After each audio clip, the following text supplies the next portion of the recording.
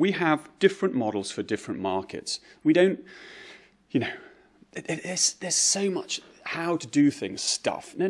Just do what fits your market. So we are the distributor in the UK. In other words, we sell the bikes to retailers. But in France, we're not. We sell to a distributor. He sells to retailers. In Japan, we're not. We sell to a distributor who sells to retailers. In America, we are the distributor. In China, we are the manufacturer, the distributor, and the retailer.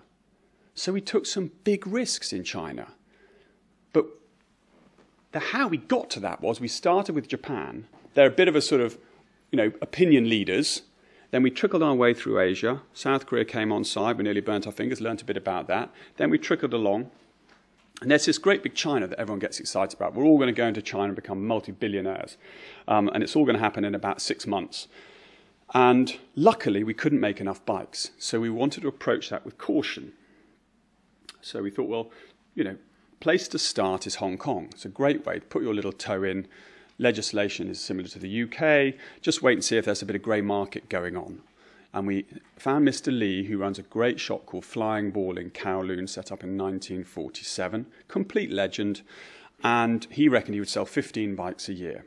And within 3 years, he was selling 1,400 bikes a year. And he was a happy man.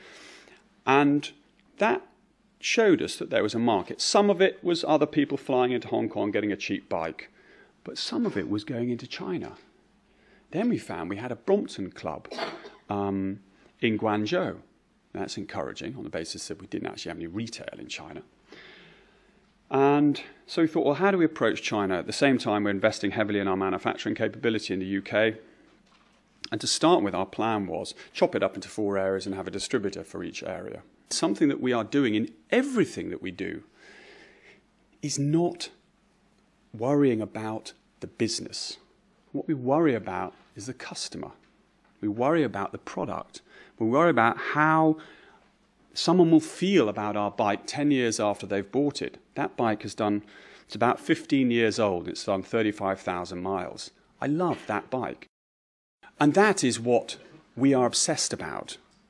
It's not about making the quick buck. It's about finding a way in which we can take what we care about and get it to our customer.